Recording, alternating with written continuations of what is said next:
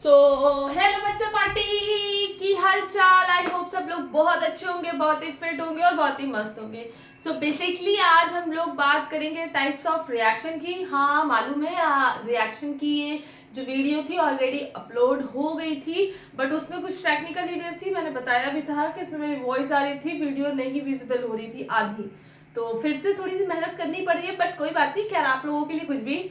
So basically आज हम लोग यहाँ पर फिर से टाइप्स ऑफ रिएक्शन को पढ़ेंगे, ठीक है ना। तो अच्छे से इसको देख लीजिएगा, कहीं भी कंफ्यूजन होगी तो कमेंट बॉक्स में बताइएगा, ठीक है। और ये भी बताइएगा कि कैसा लगा। तो चलिए आज यहाँ पे बात करते हैं कि केमिकल रिएक्शन जो होती हैं, यानी कि रासायनिक अभिक्रियाएं, वो कितने प्रकार की, कितने टाइप्स की होती है। लेकिन उनको जानने से पहले पहले हमें ये समझना होगा कि केमिकल रिएक्शन होती ही क्या है। तो चलिए देखते हैं।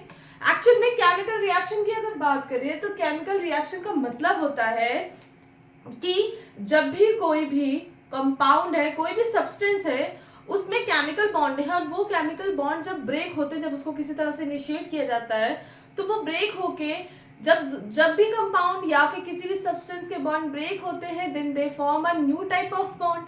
तो जैसे ही न्यू टाइप के केमिकल बॉन्ड फॉर्म होते हैं तो नया टाइप का सब्सटेंस भी बनेगा। तो इसी फिनोमेना को कि कभी भी कोई भी सब्सटेंस है वो किसी तरह के केमिकल बॉन्ड को अपने ब्रेक करके नए तरह के केमिकल बॉन्ड को फॉर्म करता है, तो नया सब्सटेंस बनता है। इसी फिनोमेना को केमिकल रिएक्शन कहते हैं, ठीक है ना। केमिकल बॉन्ड ब्रेक होते हैं, तो केमिकल रिएक्शन का मतलब है कि केमिकल बॉन्ड का ब्रेक होकर नए तरह के केमिकल बॉन्ड बनाना। तो जैसे ही नई तरह के केमिकल के बॉन्ड बनेंगे यानी कि नया प्रोडक्ट फॉर्म होगा। ओके, सो अब हम लोग बात करते हैं कि जो केमिकल रिएक्शन होती है, इसमें हम लोग कितनी तरह से, ये कौन कौन से कैरेक्टरिस्टिक्स प्रॉपर्टीज है केमिकल रिएक्शन की कि आप पहचान सकते हैं कि उस रिएक्शन में या जिस भी टाइप की रिएक्शन है उसमें क्या क्या हमें मिल सकता है, ठीक है। कोई प्रॉपर्टी बेसिकली होती है, तो याद रखिएगा 4 चीजें। कोई भी केमिकल रिएक्शन होगी तो उसमें किसी ना किसी तरह से गैस में भी इवॉल्व हो सकती है, ठीक है। मतलब चारों में से कोई ना कोई एक फैक्टर तो हो ही रहा होगा, तो उसमें केमिकल रिएक्शन में गैस इवॉल्व हो सकती है। दूसरा, केमिकल रिएक्शन में प्रेसिपिटेट जो होता है वो फॉर्म हो सकता है। प्रेसिपिटेट का मतलब है कि जब केमिकल रिएक्शन बनके नया कंपाउंड बनेगा, नया सब्सटेंस बनेगा, तो वो क्या करेगा, वो जो है पाउडर फॉर्म में या कुछ लिटिल बिट सॉलिड अमाउंट में अगर कुछ नीचे बैठ जाता है, उसी को ही हम लोग पिपिटी या फिर प्रेसिपिटेट बोलते हैं, हिंदी में अवक्षेप बोलते हैं, ठीक है। और पहला क्या था, गैस इवॉल्व होगा, यानी कि किसी भी तरह की गैस इवॉल्व हो सकती है। तीसरा, कोई भी केमिकल रिएक्शन होगी उसमें उसकी फिजिकल स्टेट चेंज हो सकती है, यानी कि भौतिक गुण चेंज होगा। जैसे कि क्या, सिंपल सी बात है, कोई भी केमिकल रिएक्शन अपने सॉलिड या मे बी प्रोडक्ट जो है, मतलब जो हमें सब्सटेंस दूसरा मिल रहा है, वो हमारा गैस हो सकता है या लिक्विड हो सकता है, या इधर लिक्विड है उधर जाके सॉलिड हो सकता है। जैसे फॉर एग्जाम्पल गैस है, जैसे फॉर एग्जाम्पल हमने क्या किया, कार्बन लिया, कार्बन को बर्न किया, गैस निकलती है। तो सिंपल सी बात है, स्टेट चेंज हो रही है, ठीक है। चौथा, किसी भी केमिकल रिएक्शन में ये भी हो सकता है कि जो पहला सब्सटेंस है, जो उसने नया सब्सटेंस बनाया, उसका कलर चेंज हो। जैसे फॉर एग्जांपल सबसे अच्छा एग्जांपल है कोरिजन, रस्टिंग ऑफ आयरन, है ना, संक्षारण बोलते हैं ना कोरिजन को, और यानी कि लोहे में जंग लगना। तो कोरिजन यानी कि रस्टिंग ऑफ आयरन जो है हमारा, लोहे में जंग लगना, आप देखते हो सबसे अच्छा एग्जांपल है कलर चेंजेस का। कैसे याद करोगे, इसमें सिंपल सी बात है, आप देखते हो पहले शाइनी शाइनी सा आयरन होता है, after some chemical reaction it converted into reddish brown colour का हो जाता है। तो सिंपल सी बात है कि किसी भी केमिकल रिएक्शन में कलर भी चेंज हो सकता है। तो याद रखिएगा कि किसी केमिकल रिएक्शन में 4 चीजें हो सकती हैं, या तो गैस इवॉल्व होगी, या तो गैस इवॉल्व होगी, गैस निकलेगी, या तो पीपीटी बनेगा, प्रेसिपिटेट बनेगा, या तो ये कैरेक्टरिस्टिक्स हैं, ओके, कैरेक्टरिस्टिक्स, ठीक है ना। अब chemical reaction, characteristic of chemical reaction, precipitate बनेगा, गैस इवॉल्व होगी, और क्या होगा, स्टेट चेंज होगी, समझा भी दिया मैंने। और लास्ट क्या हो सकता है उसमें, बताइए, कलर चेंज हो सकता है, कलर चेंज, ठीक है ना। अब सिंपल सी बात है, यहाँ पे थोड़ा सा और डीप में समझेंगे, एक बार मैं देख लूँ पिछली बार की तरह ना हो। चलिए वीडियो तो बन रही है, चलिए बढ़िया है। अब यहाँ पे सिंपल सी बात, यहाँ पे मुझे ये करनी है कि जो भी केमिकल रिएक्शन होगी, ठीक है, उसमें बच्चे आपको ये करना है कि एक्चुअल में ये जो मैं बोल रही हूँ सब्सटेंस, पहला सब्सटेंस दूसरा सब्सटेंस, एक्चुअल में होता क्या है पहले इसको समझ लीजिए। याद रखिए किसी भी केमिकल रिएक्शन को एरो से रिप्रेजेंट करते हैं। एरो का मतलब ये इस चीज को डिनोट करता है, रिप्रेजेंट करता है कि इस साइड में हमें फाइनल चीज मिलेगी, ठीक है, और इधर बैक साइड में ये हेड होता है, ये टेल। तो एरो का मतलब ये होता है ना कि जो भी जाएगा इधर मिलेगा। तो ये जो है पहला हमारा क्या है, सब्सटेंस, ठीक है, और इस सब्सटेंस ने क्या किया, अपना केमिकल बॉन्ड ब्रेक करके एक न्यू सब्सटेंस बनाया। क्या बनाया, एक न्यू सब्सटेंस बनाया, ठीक है। अब याद रखिएगा, या तो आप सब्सटेंस बोलिए या कंपाउंड भी बोल सकते हैं, लेकिन मेरे हिसाब से आप ये बोलिएगा इसको रिएक्टेंट। रिएक्शन करता है केमिकल रिएक्शन, इसलिए हम उसको रिएक्टेंट बोलते हैं। हिंदी में अभिकारक बोलते हैं। क्या बोलते हैं, अभिकारक। और ये क्या कर रहा है, केमिकल रिएक्शन करके मुझे क्या देगा, हिंदी में बोलते हैं उत्पाद और इंग्लिश में बोलते हैं प्रोडक्ट, ठीक है। तो बहुत इंपॉर्टेंट बात बता रहे हैं, केमिकल रिएक्शन है यानी कि ओ गॉड, केमिकल रिएक्शन में इसका मतलब, केमिकल रिएक्शन में इसका मतलब है कि रिएक्टेंट क्या बनाते हैं, प्रोडक्ट।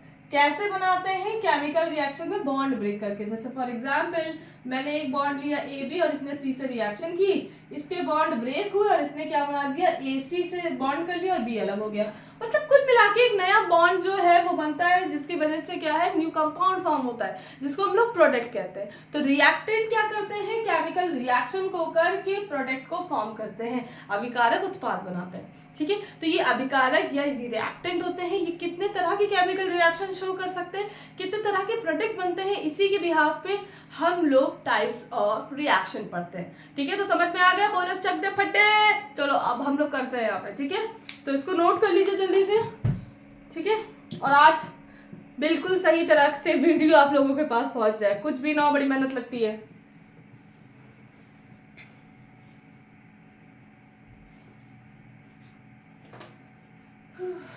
चलिए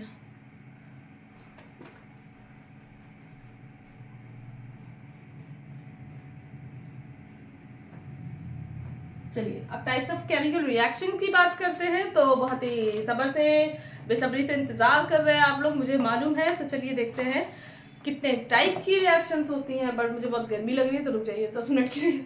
ओके, गर्मी हो रही है भाई, मानसून का कुछ अता पता नहीं है, तो इसलिए कोशिश करिए सब लोग प्लांट लगाइए। मैं खुद भी लगाने वाली थी बट मुझे टाइम नहीं मिला, मुझे लेना है, उसको लगाना है मुझे अपने घर में, बहुत ज़रूरी है, ठीक है। वैसे तो ट्री लगाने का फायदा है, प्लांट, लेकिन फिर भी कुछ ना ऐसा ही, तो कुछ भी हम नेचर में किसी तरह से फर्क ला रहे हैं। जिसके घर में बाहर का एरिया मतलब हो, कहते हैं ना कि खुली जमीन हो, तो उसमें आप ट्री मतलब प्लांट लगा दीजिए, बढ़िया अच्छे से ग्रो करेगा, ट्री बन जाएगा, आप ही के लिए बेहतर है, ठीक है ना। चलिए अब आगे की बात करते हैं टाइप्स ऑफ केमिकल रिएक्शन। इसी में हम एक फ्लो चार्ट बना रहे हैं, इसी में मैं सब कुछ समझा दूंगी, तो मैं बार बार रिपीट नहीं करूंगी इसमें, ठीक है ना। चलो, टाइप्स ऑफ केमिकल रिएक्शन, ठीक है। अब याद करिएगा, यहाँ पे totally 4 types of chemical reactions होती हैं। जो बोलेगा 5, वो उसको मैं बताऊंगी कि 5 नहीं होती है एक्चुअल में, वो किसी का सब पार्ट होती है, ठीक है। तो फर्स्ट जो केमिकल रिएक्शन, जो कि बड़ी ही आसान है, जिसको बोलते हैं सिंथेसिस और combination reaction, combination chemical reaction. Is it clear? Chemical reaction को भाई हम बार बार ऐसे भी लिख सकते हैं या सीआर भी लिख सकते हैं। सीआर का मतलब सीआर मत समझ लीजिएगा, सीआर का मतलब केमिकल रिएक्शन शॉर्ट फॉर्म में। आप ऐसे शॉर्ट फॉर्म मत बना दीजिएगा, वरना एग्जामिनर सोचेगा यू का, ठीक है, मतलब सोचेगा ये क्या हो गया। तो इसीलिए आप बिल्कुल भी कोशिश मत करिएगा, ठीक है, ये ऐसे करने के लिए। वो तो वो बेचारा कंफ्यूज ही आ जाएगा ना, कहेगा कि ये लो भैया ये कहाँ है। तो अब समझ जाओ कि कहाँ पे जाएगी। यूपी बोर्ड वालों की कॉपी तो समझ लो, लखनऊ वालों की कहाँ जाएगी, ठीक है ना, आजमगढ़ चली जाती है, मेरठ चली जाती है, ठीक है। आईसीएसई बोर्ड वाले हैं, चलो उनका भी वो भी सोच लें क्या है? तो ये सारी चीज़ें, ठीक है। सो चलो देखते हैं आगे। कॉम्बिनेशन रिएक्शन को हिंदी में बोलते हैं संश्लेषण या संयोजन अभिक्रिया। संयोजन, जुड़ना, संयोजन का मतलब समझते हो, संयोजन अभिक्रिया, ठीक है। अभिक्रिया कर लोगे ना, अभिक्रिया ही है। अब सिंथेसिस के बाद आता है जोड़ा, उसको हम तोड़ेंगे, जोड़ेंगे फिर तोड़ेंगे, फिर एक दूसरे को दूर करेंगे, फिर साथ में जोड़ेंगे। ये एक राइम मैंने बता दी है जिसकी वजह से आप चारों रिएक्शन को अपने दिमाग में ला सकते हैं। जोड़ दिया, अब तोड़ते हैं, चलो ठीक है। तो यहाँ पर क्या है, हम तोड़ते हैं तो इसको बोलते हैं डीकम्पोजिशन रिएक्शन, डीकम्पोजिशन रिएक्शन, ठीक है। रिएक्शन बोल दिया, केमिकल रिएक्शन है भाई, समझ जाना, ठीक है। इसको बोलते हैं हिंदी में अपघटन अभिक्रिया, टूटना, अपघटन अभिक्रिया, ठीक है। अब देखो जोड़ने में पहले बात कर लेते हैं। यहाँ पे जैसे एक रिएक्टेंट ए है और एक रिएक्टेंट बी है, दो रिएक्टेंट है, इन्होंने साथ में मिलकर क्या बना दिया, ए बी, यानी कि जोड़ गया, कुछ भी अलग नहीं हुआ, दो आपस में जुड़ गए, सिंगल प्रोडक्ट फॉर्म करेंगे। अभी मैं बताऊंगी इसको डीप में, लेकिन अभी समझ लो कि दो या दो से ज्यादा रिएक्टेंट क्या करते हैं, सिंगल प्रोडक्ट अगर फॉर्म करेंगे तो इसको हम लोग बोलेंगे सिंथेसिस, कॉम्बिनेशन या संयोजन और संश्लेषण अभिक्रिया, ठीक है ना ठीक है, समझ रहे हो। अब इसको तोड़ते हैं, तो तोड़ने में क्या होगा, यहाँ पर ए बी है कोई और उसको जैसे ही हमने तोड़ा, ये तोड़ के ए और बी बना दिया। यानी कि जब एक रिएक्टेंट ब्रेक होता है और एक से ज्यादा प्रोडक्ट सिंपल प्रोडक्ट में टूट जाता है, एक से ज्यादा, दो या दो से ज्यादा प्रोडक्ट में टूट जाता है, तो इसको हम कहते हैं अपघटन अभिक्रिया, यानी कि इंग्लिश में बोलते हैं decomposition reaction. Is it clear. तो अब यहाँ पर ऐसे नहीं कुछ भी तोड़ सकते हो, इसको कुछ एनर्जी देनी पड़ेगी, तो वो किस किस फॉर्म में हो सकती है, तो यहाँ पे देखिए। अब इसमें जो है डीकम्पोजिशन रिएक्शन पढ़ोगे तो ये तीन फैक्टर पे डिपेंड करती है। फर्स्ट जो है हमारी, उसमें अब आप ब्रेक कैसे कर सकते हो, या तो करंट पास करो, ठीक है। अब अगर करंट पास करोगे तो इसको इलेक्ट्रोलिसिस बोलते हैं, क्या बोलते हैं, इलेक्ट्रोलिसिस, ठीक है। करंट पास करोगे तो उसको बोलेंगे इलेक्ट्रोलिसिस।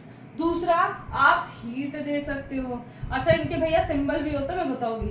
या तीसरा, इसको सनलाइट के प्रेजेंस में रख दो, किसमें रख दो, सनलाइट में, ठीक है। अब यहाँ पे बहुत इंपॉर्टेंट बात बताने जा रहे हैं, देखो इसको आगे ही बताएंगे, अभी यहाँ पे अभी समझोगे नहीं, बोर्ड भर जाएगा, ठीक है। देखो दिख भी नहीं रहा है, इसीलिए मुझे डाउट हो रहा था, ठीक है ना। ओके, आई फील कि कुछ समथिंग इज रॉन्ग, ठीक है। ओके, सो अब बात करते हैं डिकम्पोजिशन रिएक्शन हो गई। अब हम लोग बात करेंगे जोड़ा फिर तोड़ा, अब एक दूसरे को दूर करेंगे।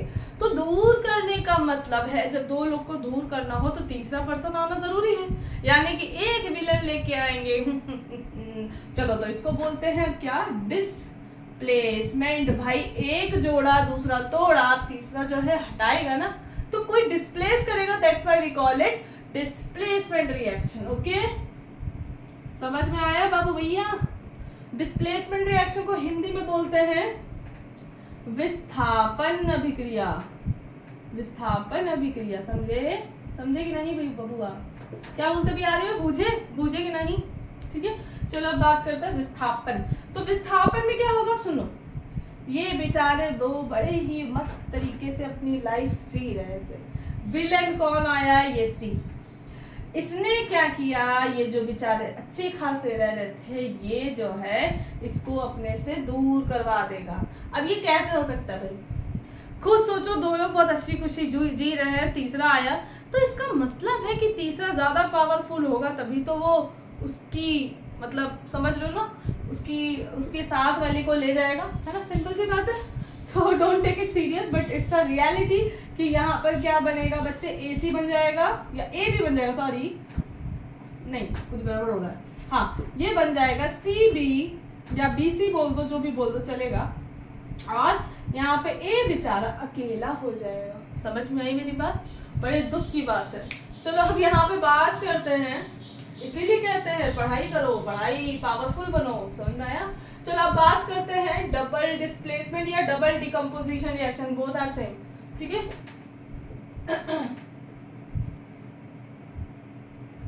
रिएक्शन इसको बोलते हैं द्विविस्थापन अभिक्रिया, द्विविस्थापन मतलब दो तरह से होगा अभिक्रिया, दोनों ही केमिकल रिएक्टिव सीरीज पे ही डिपेंड करते हैं। यानी कि अभी एक चीज मैं बताऊंगी आप लोगों को, मैं एक सीरीज बताऊंगी जिसके थ्रू आप लोग जान पाओगे कि कौन ज्यादा मोस्ट रिएक्टिव होगा। चलिए इस पे बात करेंगे, तभी समझ में आ जाएगा। अब इसमें ऐसे ही नहीं कहानी खत्म होगी। डबल डिस्प्लेसमेंट रिएक्शन दो में डिवाइडेड है, एक होती है न्यूट्रलाइजेशन रिएक्शन,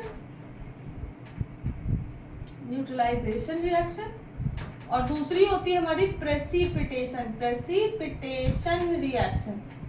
ठीक है, बट दोनों में आप देखो न्यूट्रलाइजेशन में क्या होता है, पहले तो दोनों का जो सेम तरीका होगा एक ही होगा। कैसे?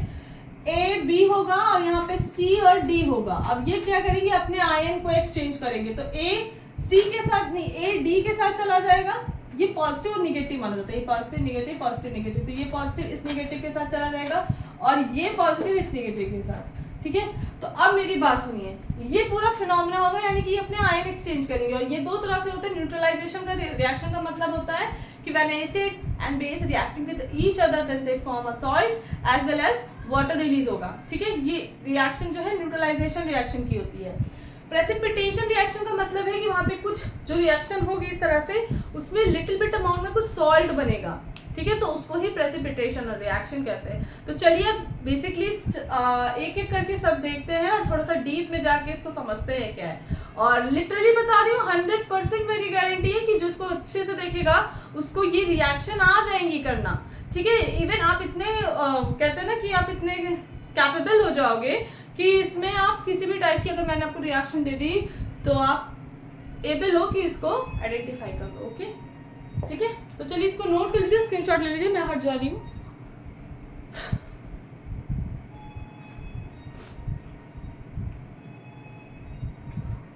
ओके, बहुत बढ़िया लिखा है मैंने, मुझे मालूम है बहुत बढ़िया लिखा है ना। चलो स्क्रीनशॉट ले लिया होगा। ठीक है, चलिए अब रब करते हैं।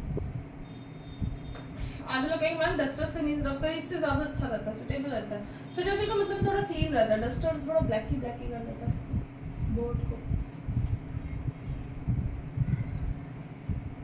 और भाई मेरे बच्चों, तुम लोग आजकल बड़े डाउन चल रहे हो, पढ़ाई वढ़ाई नहीं चल रही है। मुझे लग रहा है बोर्ड सर पे आएंगे तब, या एग्जाम आएंगे हाफ ईयरली 9th 10th, तब तुम लोग सीरियस हो गए ना।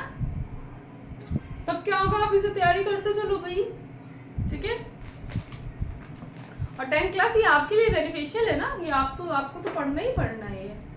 ठीक है, ओके, चलिए अब बात करते हैं फर्स्ट टाइप की रिएक्शन की, जो कि हमारी कॉम्बिनेशन रिएक्शन है। चलिए करते हैं।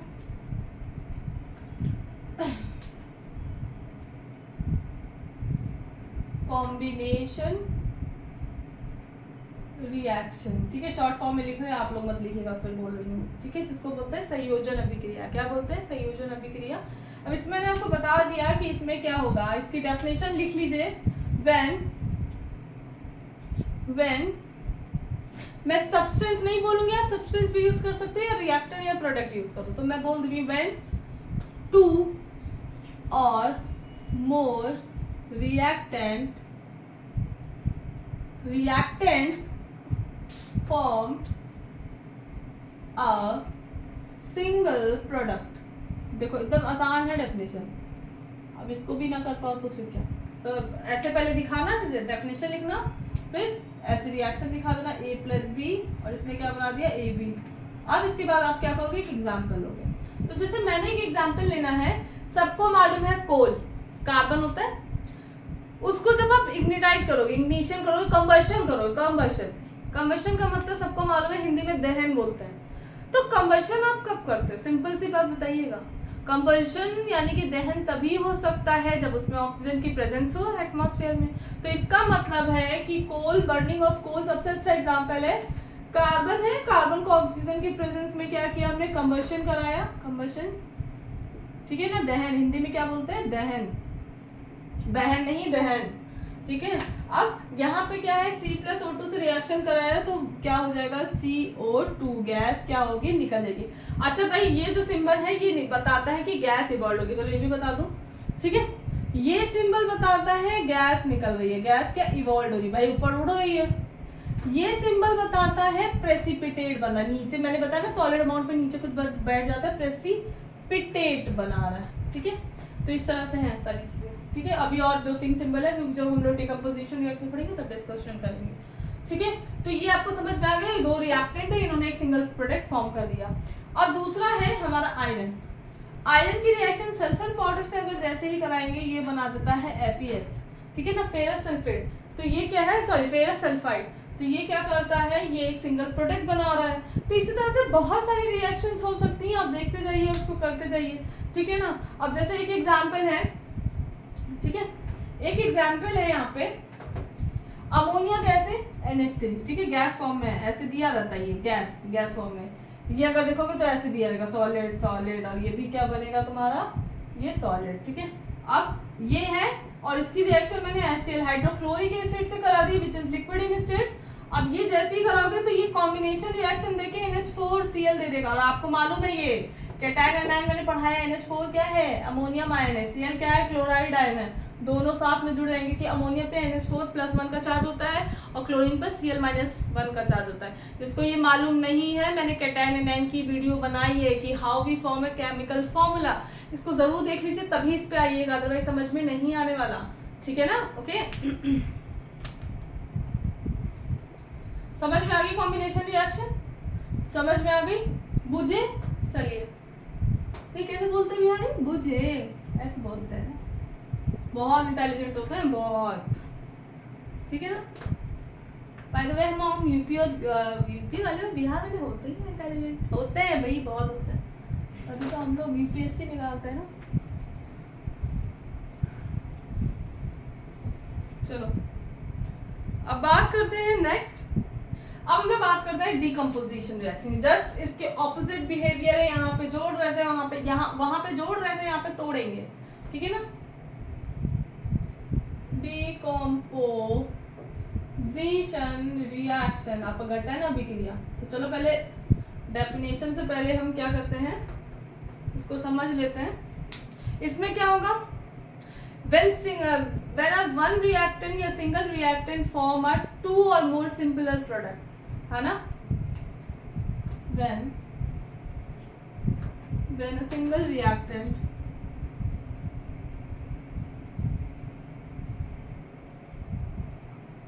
formed, single reactant breaks down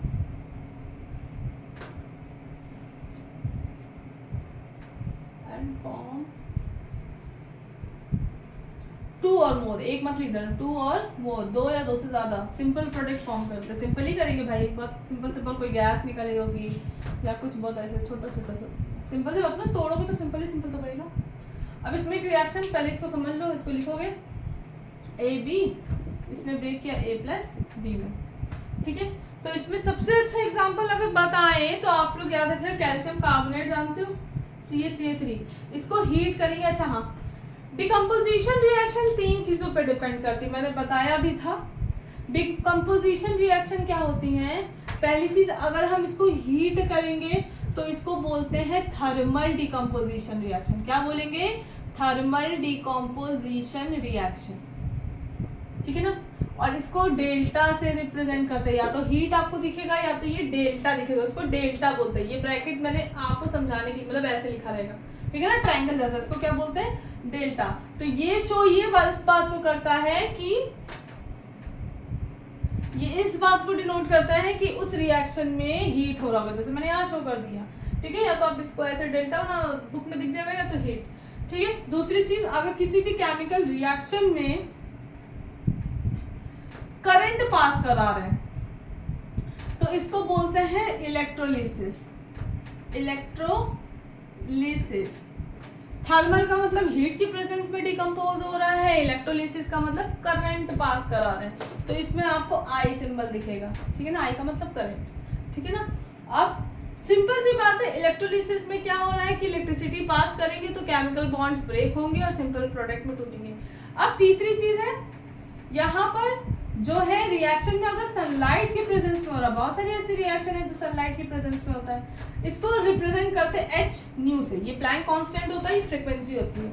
अब इस रिएक्शन को बोलते हैं फोटोकेमिकल रिएक्शन। फोटो खींचने वाली फोटो रिएक्शन नहीं है ये, फोटोकेमिकल रिएक्शन। फोटो मतलब फोटो नहीं, फोटोकेमिकल क्यों कहते हैं, क्योंकि प्लैंक्स ने ये बोला था, प्लैंक्स और आइंस्टीन की लॉ है फिजिक्स में, जिसमें कि उन्होंने ये बोला कि सनलाइट जो आती है उसमें छोटे छोटे एनर्जी पैकेट्स होते हैं जिनको फोटोन बोलते हैं। उस फोटोन यानी कि उस एनर्जी पैकेट्स को जो फोटोन बोलते हैं, उसी से ये फिनोमेना ये लिया गया है नाम फोटोकेमिकल रिएक्शन। फोटो का मतलब फोटोन, फोटोन का मतलब यानी कि जो है सनलाइट की प्रेजेंस में केमिकल रिएक्शन हो रही है।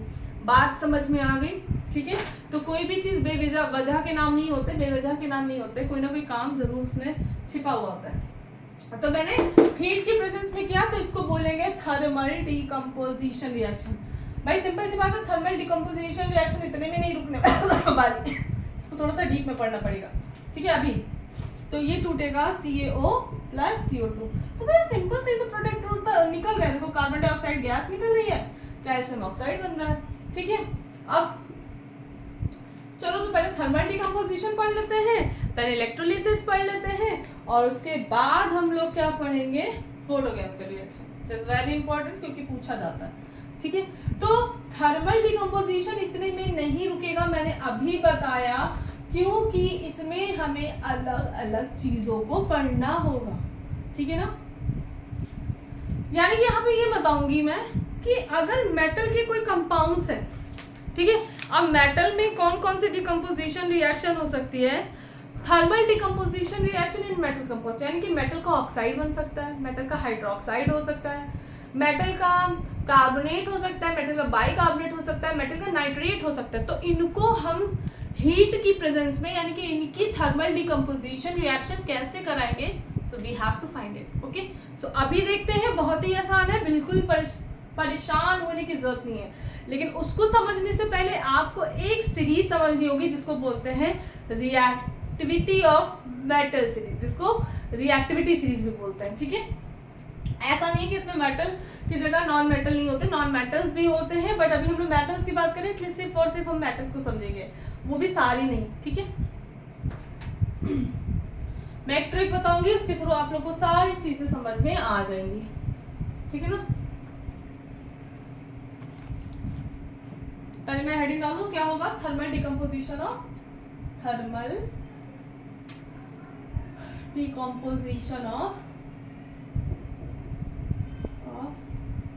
Metal compound. Is it clear?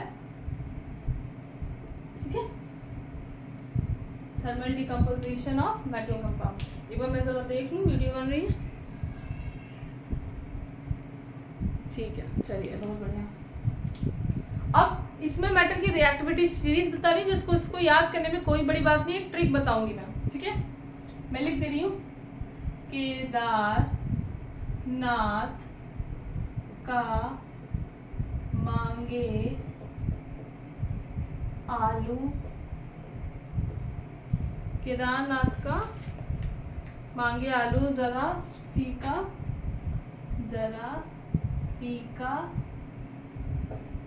पड़ा है। अब इसके आगे भी है, लेकिन वो भी याद कर लोगे।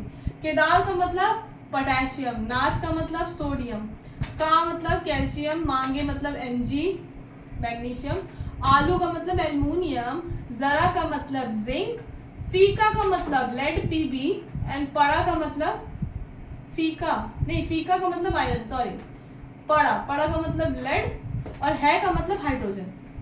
इसके नीचे हमारा होगा copper, then mercury, then silver, then aurum का मतलब gold, then platinum, blah blah blah. ठीक है, तो आप नीचे वाले तो याद कर सकते हो। अब यहाँ पे मैं एक बात बताने जा रही हूँ, ये जो ऊपर वाले हैं ये सारे, ये मोस्ट रिएक्टिव होते हैं। ये कैसे होते हैं? Most reactive. और जैसे आप नीचे की तरफ आने लगोगे ये लीस्ट रिएक्टिव होते हैं। कैसे होते हैं? Least reactive. भाई सिंपल सी बात है ना, आपने देखा भी होगा सोडियम या पोटेशियम को आप थोड़ा सा वाटर में भी डाल दो, इतनी हाई अमाउंट की एनर्जी निकलती है, एक्सोथर्मिक रिएक्शन होती है, ब्लास्ट होता है, क्योंकि वो बहुत ज्यादा रिएक्टिव होते हैं। उनको बाकायदा रखा जाता है पैराफिन में। ठीक है ना। अब बात करते हैं अगर गोल्ड है, सिल्वर है, कॉपर है, तो ये यस लीस्ट रिएक्टिव है, तभी तो इनकी ज्वेलरीज बनती है, वरना तो ये तो पानी से भी रिएक्ट कर लेंगे तो हम तो जो भी पहनेंगे वो तो ब्लास्ट हो जाएगा ना। तो इसीलिए याद रखिए ये इसीलिए प्रीशियस है, शाइनी होते हैं, इनके अंदर बहुत अच्छी अच्छी क्वालिटीज होती हैं। तो अब एक रीजन ये भी है कि ये लीस्ट रिएक्टिव होते हैं, ये हर किसी से जल्दी रिएक्शन नहीं करते, इसीलिए हम इनकी ज्वेलरीज है, ऑर्नामेंट है, ये पहनते हैं। तो याद रखिएगा। और एक चीज, अब फ्यूचर में 11th में जब आएंगे तो आपको ये मालूम चलेगा कि जो रिएक्टिविटी सीरीज दी है ये रेफरेंस हाइड्रोजन के रेफरेंस में दिया गया है। यानी कि ये माना जाता है कि हाइड्रोजन के ऊपर जो है वो सारे मोस्ट रिएक्टिव होते हैं, हाइड्रोजन के बिलो जितने भी मेटल्स होती हैं वो लीस्ट रिएक्टिव होती हैं। अच्छा याद रखिएगा, मैंने आपको हैलोजेंस बताए थे, हैलोजेंस 4 होते हैं, chlorine, bromine, iodine and fluorine. इनकी भी रिएक्टिविटी जान लो। वैसे तो नॉन मेटल है वो, लेकिन आपको जानना है तो जान सकते हैं, ठीक है ना। नॉन मेटल में कौन कौन से होते हैं सबको मालूम है। पूरी पीरियोडिक टेबल में अगर मैं बात करूँ नॉन मेटल में, तो सबसे ज्यादा रिएक्टिव आपकी फ्लोरीन होती है, क्योंकि फ्लोरीन पे -1 का चार्ज होता है और वो इतनी भूखी होती है कि उसको अगर कोई भी पॉजिटिव दिख गया तो वो लपक जाती है, ठीक है। तो सबसे रिएक्टिव कौन होगी? Fluorine, then chlorine, then bromine and then last one is iodine. तो ये ऑर्डर होता है रिएक्टिविटी सीरीज का। ये मैं एरो नीचे बना दे रही हूँ क्योंकि ये घट रहा है, रिएक्टिविटी क्या हो रही है? घट रही है, ठीक है ना। तो मोस्ट रिएक्टिव कौन है? हमारा फ्लोरीन होता है। ये समझ में आ गया? केदारनाथ का मांगे आलू जरा फीका पड़ा है, copper mercury silver gold platinum, ठीक है ना। तो चलो तो मालूम ही कर लेंगे आप, ठीक है। अब इसी सीरीज की हेल्प से हम लोग यहाँ पे समझेंगे कि अगर मैंने आपको मेटल का हाइड्रोक्साइड दे दिया, तो जो इतने मोस्ट रिएक्टिव है सोडियम और पोटेशियम, इनकी थर्मल रिएक्टिविटी क्या होगी? इनके हाइड्रोक्साइड को जब हम हीट करेंगे, ये जो है इनका कुछ अलग केस है, कैल्शियम से लेके लेड तक का, ठीक है। ये मिड रेंज में, ये सबसे मोस्ट रिएक्टिव होते हैं, ये मिडिल रेंज के होते हैं, ये मिडिल होता है, ठीक है ना। हर जगह ले लेते हैं, सह लेंगे। और ये जो है लीस्ट रिएक्टिव होते हैं। तो ये अलग टाइप की रिएक्शन, तीनों ही अलग अलग टाइप की शो करते हैं। ये तीनों जो मैंने अलग अलग मतलब आइडेंटिफाई किए हैं, क्लासिफाइड किए हैं। तो अब इसमें देखते हैं यहाँ पे, ठीक है। फर्स्ट केस है, अगर मैंने मेटल का हाइड्रोक्साइड लिया, मेटल का क्या ले लिया? हाइड्रोक्साइड। इतनी मेहनत करके उस दिन भी पढ़ाया था, गला वाला बैठ गया था, बड़ा बुरा लगता है यार जब वीडियो बनाओ इतनी मेहनत से और फिर चलो कोई बात नहीं, होता है सब, है ना। Be positive. चलो अब बात करते हैं मेटल हाइड्रोक्साइड की। सो मेटल हाइड्रोक्साइड में अगर जैसे मेटल हाइड्रोक्साइड का मतलब है कोई भी OH हो, तो पहले हम लोग मोस्ट रिएक्टिव की बात करते हैं। यानी कि अगर मैं पोटेशियम का हाइड्रोक्साइड ले लिया और इसको हीट करा, तो हीट करने के बाद भी ये स्टेबल रहेगा, KOH है, KOH ही रहेगा, किसी भी तरह का डिकम्पोजिशन नहीं शो करता है, ठीक है। अब मैं मिड की बात करूँ, जैसे NaOH वो भी स्टेबल शो करेगा। अब कैल्शियम का हाइड्रोक्साइड अगर ले लें, तो जो कैल्शियम का हाइड्रोक्साइड होता है CaOH का होल ट्वाइस बनेगा। ये मालूम है ना कैसे बनता है? फॉर्मूला बताया था, Ca पे 2+ का चार्ज होता है, OH पे -1 का, तो we have to multiply with it, ठीक है ना। ट्रायंगल बना। अब ये जो है ये हीट करने पे याद रखना, इस वाले रेंज की जो भी चीजें होंगी, यहाँ पे पहले बता दे रहे, दे फॉर्म स्टेबल कंपाउंड, ठीक है। ये फॉर्म करेंगे, ब्रेक होंगे, breaks into metal oxide plus water. तो यहाँ पे हम लोग कैल्शियम का ऑक्साइड निकाल देंगे और कौन निकलेगा? वाटर यहाँ से निकल जाएगा। बात समझ रहे? अब इसी की तरह में चलिए कोई और ले लेते हैं। मैं चलो जिंक ले लेती हूँ। जिंक लिया, ZnOH का होल ट्वाइस, इसको भी गर्म करेंगे। जैसे गर्म करेंगे तो ये क्या बनाएगा? मेटल का ऑक्साइड बन रहा है कि जिंक ऑक्साइड और प्लस वाटर निकलेगा। बात समझ में आ रही? अब बात करते हैं इनकी लीस्ट वाले में। तो जैसे मैंने सिल्वर ले लिया, ये क्या करेंगे? मेटल यील्ड निकालेंगे, यानी कि ऑक्साइड नहीं निकालेंगे, ये मेटल की यील्ड जो मेटल है वही निकलेगा अलग से, प्लस ऑक्सीजन प्लस वाटर। बात समझ रहे? अब यहाँ पे जैसे मैंने ले लिया सिल्वर हाइड्रोक्साइड, ठीक है, AgOH का होल ट्वाइस। इसको जैसे ही करेंगे, मेटल की यील्ड का मतलब मुझे Ag मिलेगा 2 अमाउंट में, ठीक है। यहाँ से क्या निकलेगा? ऑक्सीजन गैस निकलेगी और यहाँ से H2O निकल जाएगा। बात समझ में आ रही सबको? इसको बैलेंस कर सकते हैं। तो ये जो है पूरी टाइप की रिएक्शन है, ठीक है। यानी कि जो लीस्ट रिएक्टिव है, ये मेटल यील्ड निकालेंगे, ऑक्सीजन गैस निकलेगी और उसके साथ साथ वाटर निकलता है। तो ये याद रखिएगा, क्योंकि अभी जो आप पढ़ेंगे तो कोई कंफ्यूजन नहीं है, अपने आप आ जाएगा समझ में, ठीक है। इसका स्क्रीनशॉट ले लीजिए, तो आप किसी का भी करके मुझे बता सकते हैं, ठीक है। चलिए हम नेक्स्ट केस की बात करते हैं कि अगर मेटल हाइड्रोक्साइड की जगह पे मुझे मेटल का कार्बोनेट मिल गया तो क्या होगा? मेटल का क्या मिल गया? कार्बोनेट। तो सिंपल सी बात है, पहले हम मोस्ट रिएक्टिव की बात करते हैं। जैसे सोडियम का कार्बोनेट मिल गया Na2CO3 और इसको हमने डिकम्पोज किया। तो याद रखिएगा, पहली चीज तो ये क्या है? हीट स्टेबल होंगे, ठीक है ना। They are stable on heating, stable on heat, ठीक है ना। और ये क्या फॉर्म करेंगे, सोल्यूबल इन वाटर, और ये वाटर में क्या हो जाता है, सोल्यूबल हो जाता है। अब मिड रेंज वालों की बात करते हैं तो सुनिए ये क्या क्या निकालेंगे, ये मेटल का ऑक्साइड निकालेंगे प्लस CO2 निकालेंगे। क्या निकालेंगे, मेटल का ऑक्साइड और CO2। जैसे मैंने एल्युमिनियम ले लिया, सब कहते हैं ना कि भाई एक चीज कार्बोनेट, ठीक है, L2CO3 का होल 3 कैसे बना सबको मालूम होना चाहिए। एल्युमिनियम पे +3 होता है, कार्बोनेट पे 2 माइनस होता है, we have to multiply with 2 और इधर 3 से, समझ में आ गया। तो अब ये बना, अब इसको हीट करेंगे, इसको जैसे ही हीट करेंगे यहाँ पर ये ब्रेक होगा किसमें, मेटल ऑक्साइड, यानी कि Al2O3 में बनेगा। ये भी बनाना आपको आना चाहिए, बताया था मैंने। और इसके अलावा यहाँ पे कौन सी गैस निकलेगी, CO2 गैस जो है वो आराम से गुनगुनाते हुए निकल जाएगी, ठीक है। दूसरा जिंक कार्बोनेट ले सकते हैं, ZnCO3, इसको हीट किया, ये बना Zn ऑक्साइड प्लस CO2। अब मैं बात करती हूँ जो लीस्ट रिएक्टिव, उसमें क्या होगा, तो सेम यहाँ पे फिर वही मेटल ईल्ड देंगे, ठीक है।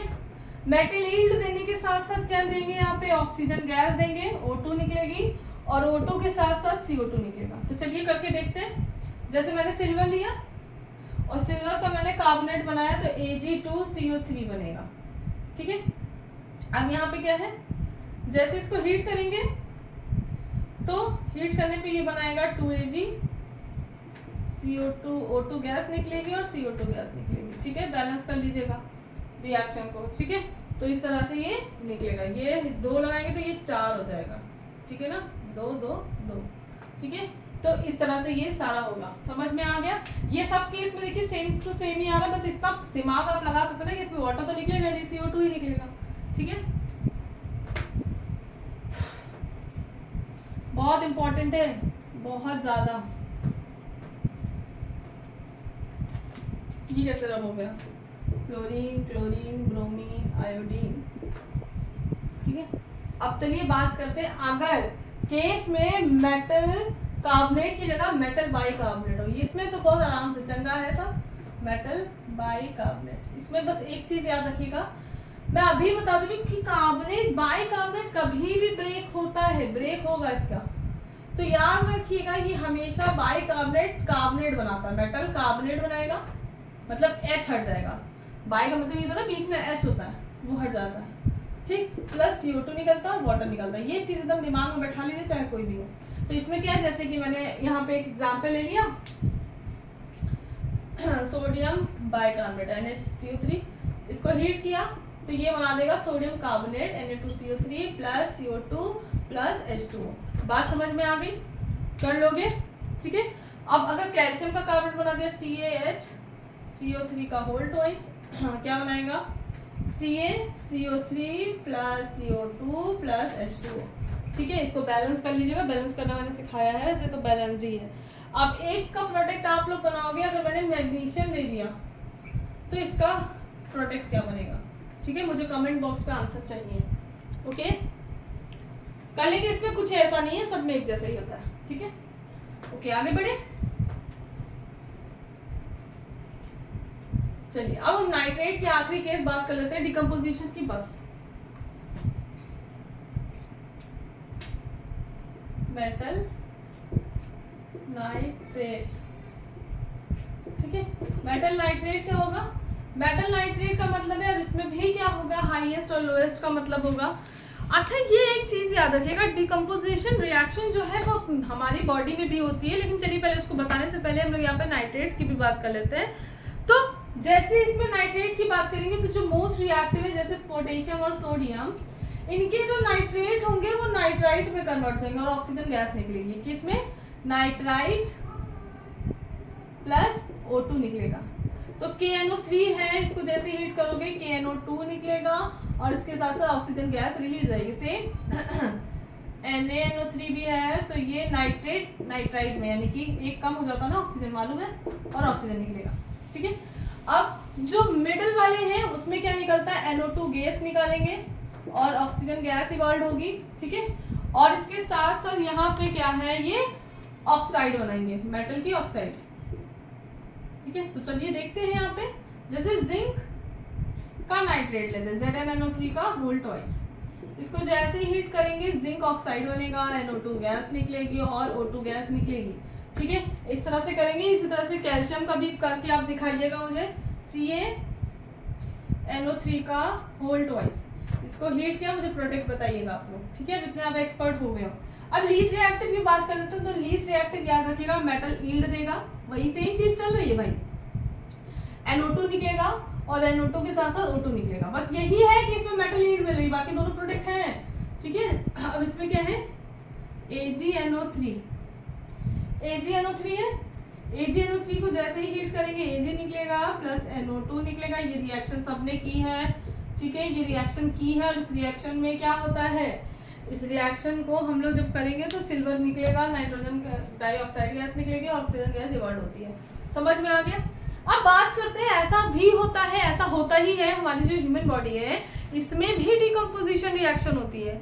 अब सिंपल सी बात है, यहाँ पे याद रखिएगा, हमारी बॉडी में जो भी हम फूड इनटेक करते हैं it is also example of decomposition reaction. जैसे कि फॉर एग्जाम्पल हम जो भी स्टार्च खाते हैं, जो हमारे फूड में प्रेजेंट होता है, जब भी उसको खाते हैं तो जो स्टार्च है वो ब्रेक होके ग्लूकोज में बनता है और शुगर्स को प्रोड्यूस करता है। इसी तरह से अगर हम प्रोटीन को ईट करते हैं तो प्रोटीन भी डिकम्पोज होके एमिनो एसिड्स में बनता है, ठीक है। और इसके अलावा जो फैट्स हम लोग ईट करते हैं, ऑयल्स खाते हैं, वो फैटी एसिड्स में डिकम्पोज होता है।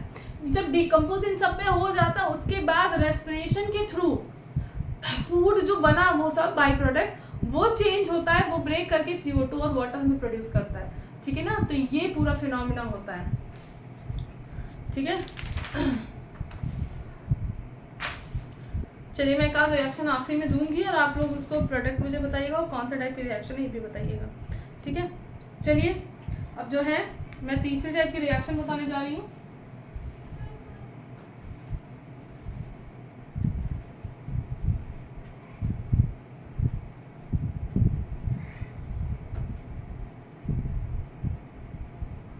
जिसको कहते हैं डिस्प्लेसमेंट रिएक्शन। क्या बोलते हैं, डिस्प्लेसमेंट रिएक्शन। अब डिस्प्लेसमेंट का मतलब है हम किसी को भी ब्रेक तब करेंगे, तो लिख दे रहे हैं when most reactive metal displaces less reactive metal. भाई सिंपल सी बात है, आप क्लास में बैठे हुए हो, ठीक है।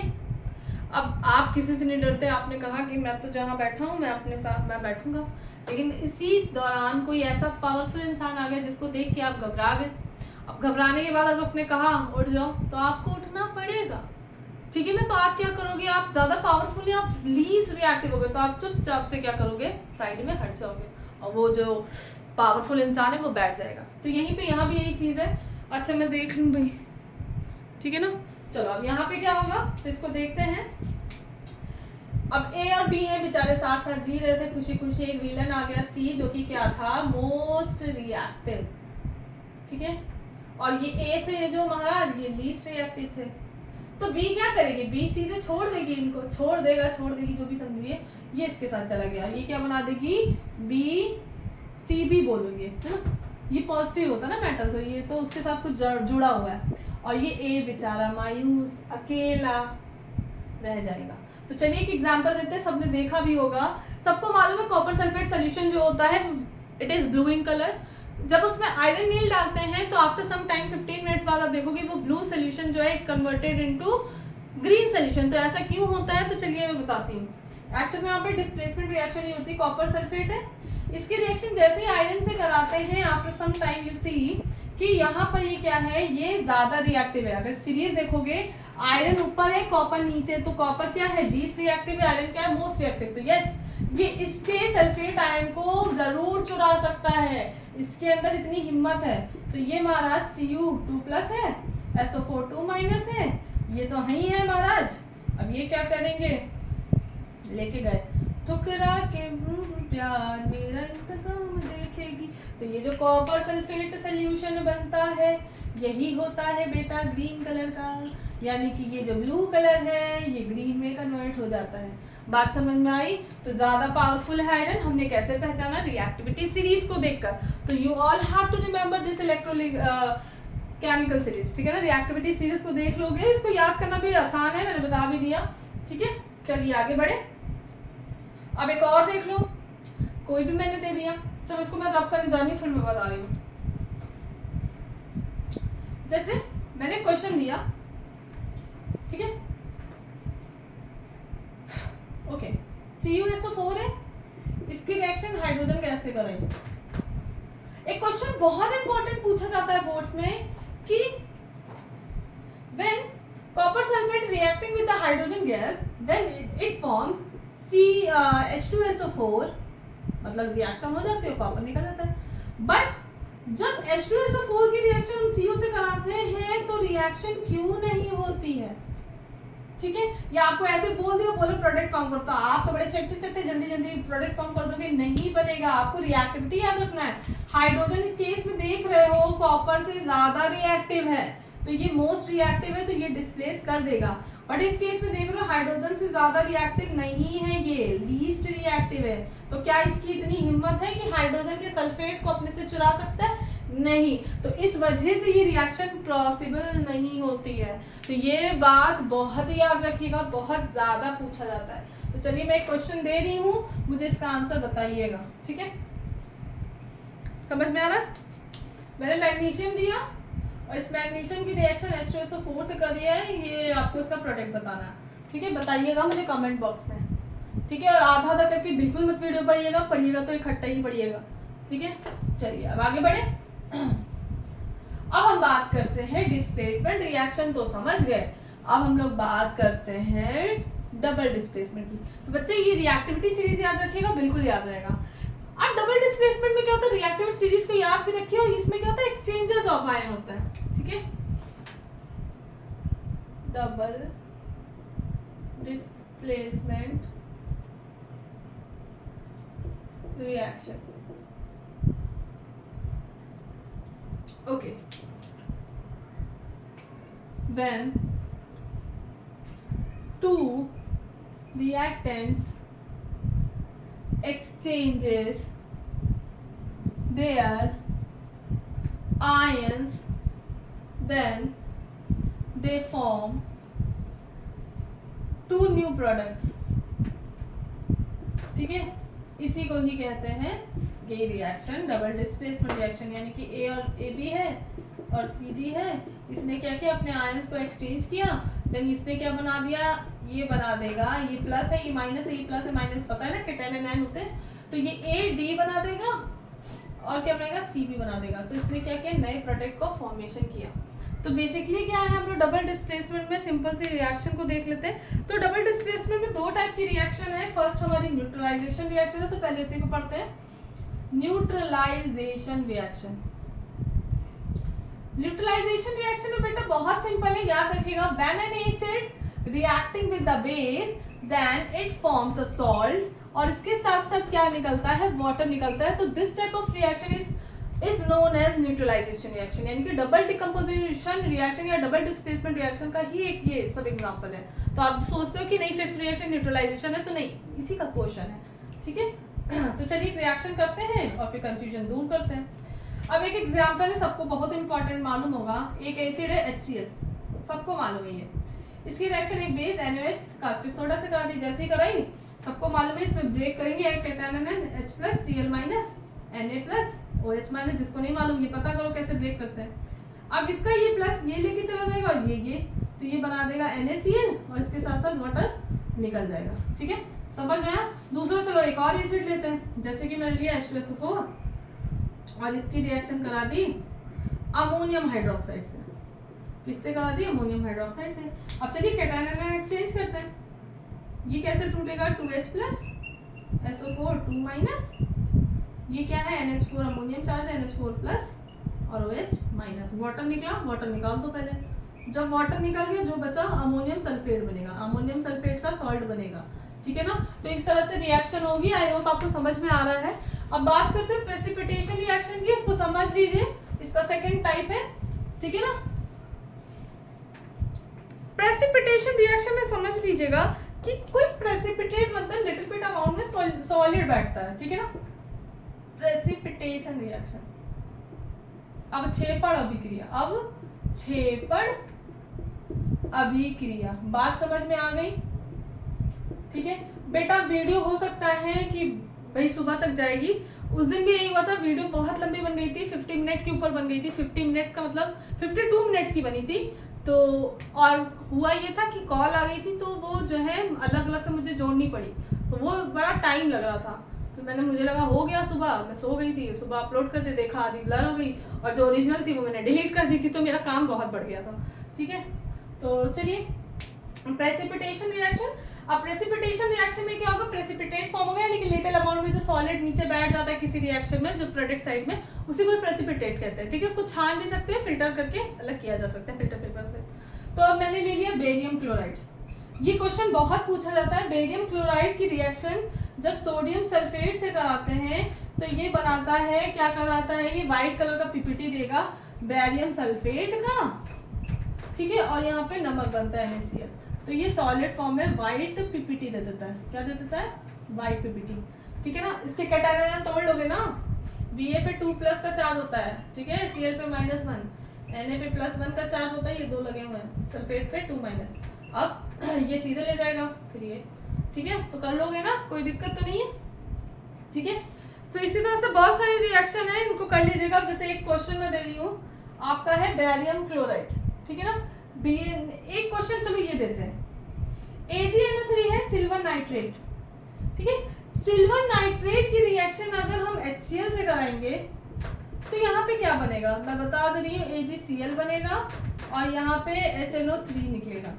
ठीक है, अच्छा हाँ, डिकम्पोजिशन रिएक्शन में मैंने electrolysis, I just forgot, electrolysis और मैंने वो फोटोकेमिकल रिएक्शन नहीं बताई ना। चलिए वो मैं बता रही, तो ये यहाँ तक हो गया, सबको समझ में आ गया। ठीक है, मेरे दिमाग से बिल्कुल निकल गया। चलो ये पूरी हो गई आपकी। ठीक है, इसमें से आप देख लीजिएगा। डिकम्पोजिशन रिएक्शन में मैंने हीटिंग थर्मल वाली बता दी थी। फोटोकेमिकल रिएक्शन क्या होती है समझ लीजिए। फोटोकेमिकल रिएक्शन का एक मैं बहुत इंपॉर्टेंट एग्जांपल बता रही हूँ, जो कि पूछा जाता है कि व्हाई सिल्वर क्लोराइड और silver nitrate kept in the dark bottle. उनको ट्रांसपेरेंट लाइट बॉटल में क्यों नहीं रखा जाता, उनको डार्क बॉटल में क्यों रखा जाता है? तो इसका रीजन ये है कि सिल्वर क्लोराइड या सिल्वर नाइट्रेट अगर सनलाइट के कांटेक्ट में आ जाते हैं, जिस HNO फोटोकेमिकल रिएक्शन, इसको क्या बोलते हैं, फोटोकेमिकल रिएक्शन, तो ये क्या करते हैं, खुद ही रिएक्शन इवॉल्व करने लगते हैं, खुद ही रिएक्शन बनाते हैं। इसमें क्लोरीन गैस निकलती है, अच्छा नाइट्रेट लिया, NO2 गैस निकलती है। ठीक है, और यहाँ पे Ag बन जाता है और O2 गैस भी निकलने लगती है। सिमिलरली सिल्वर क्लोराइड का भी यही हाल है। ये क्या करता है, Ag बनेगा, सिल्वर बैठ कर उसमें बन जाएगा और क्लोरीन गैस जो है निकल जाती है। ठीक है ना, तो ये फोटोकेमिकल रिएक्शन ही पूछा जाता है कि सिल्वर क्लोराइड को डार्क बॉटल में क्यों रखा जाता है, तो रीजन आपके यही है। ठीक है, अब इसमें एक और रिएक्शन है जो आप कर सकते हो, जैसे कि एक और है, मैं इसमें आपको दे सकती हूँ कौन सी रिएक्शन होगी। चलो देते हैं। सिल्वर क्लोराइड सॉलिड अमाउंट में बैठ जाएगा, ये तो सबको मालूम चल गया। अब जैसे कि अब मैं इलेक्ट्रोकेमिकल रिएक्शन दे रही हूँ, इलेक्ट्रोलिसिस बोलते हैं इलेक्ट्रोकेमिकल रिएक्शन।